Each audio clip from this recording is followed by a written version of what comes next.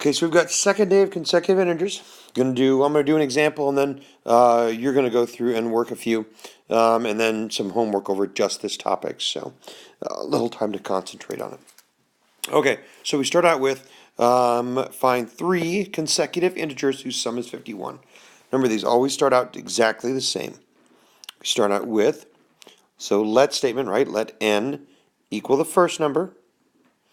And these are consecutive. We're not skip counting, so n plus 1 is the second, and n plus 2 is the third number. So we had to have three numbers.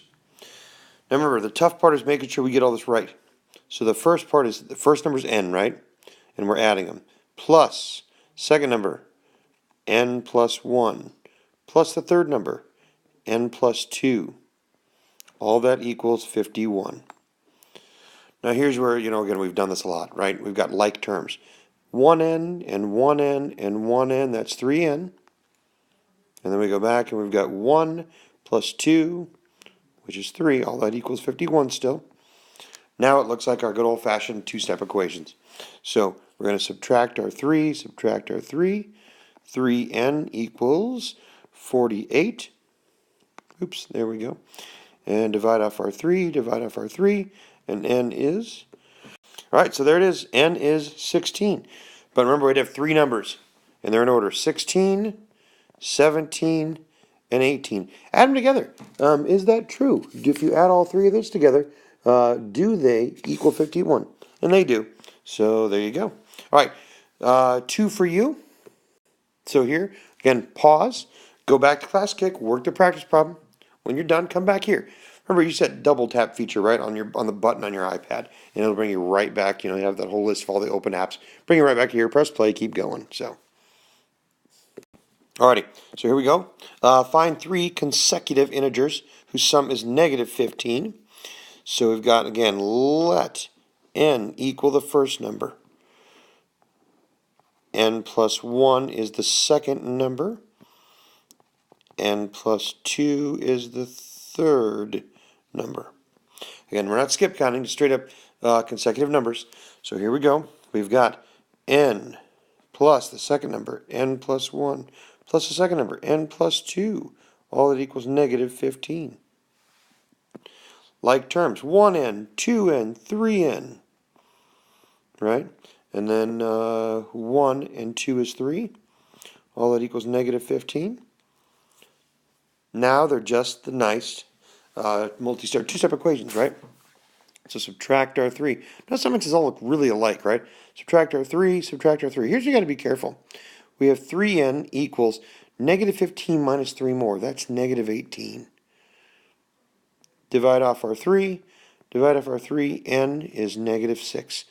Now another kind of treacherous point here, right? So if my first number, n, is negative 6, my next number, n plus 1, right? So it's like negative 6 plus 1, right? That is, in fact, I'm even going to write that in here. I'm going to write that in as negative 6 plus 1, which is negative 5. And our third number is negative 6 plus 2, which is negative 4. So negative 6, negative 5, negative 4. Some folks make the mistake of going the other way. They go negative 6, negative 7, negative 8. That's not going to work out. And if you add them up and check it out to equal negative 15, this does right here. So there you go. There's your second one. And our third example for today, find four consecutive integers whose sum is 30. So again, another let statement. Let n equal the first number. N plus 1 is the second number. N plus 2 is the third number. N plus 3 is the fourth number. Again, these all follow that same pattern. So here we go, n plus 1, so there's our first two numbers, plus n plus 2, and then finally n plus 3, all that equals 30. Now, so there's 1, 2, 3, 4 n's there, so it's 4n. And then 1 plus 2 plus 3 is 6, equals 30. Subtract our 6, 4n equals, let's see, 30 minus 6 is 24. Divide our 4. n equals 6. So first number then is 6, and again they're going in order. So 6, 7, 8, 9. Add them together. Check me. Don't just believe me. Do they equal 30? And they do. So there you go.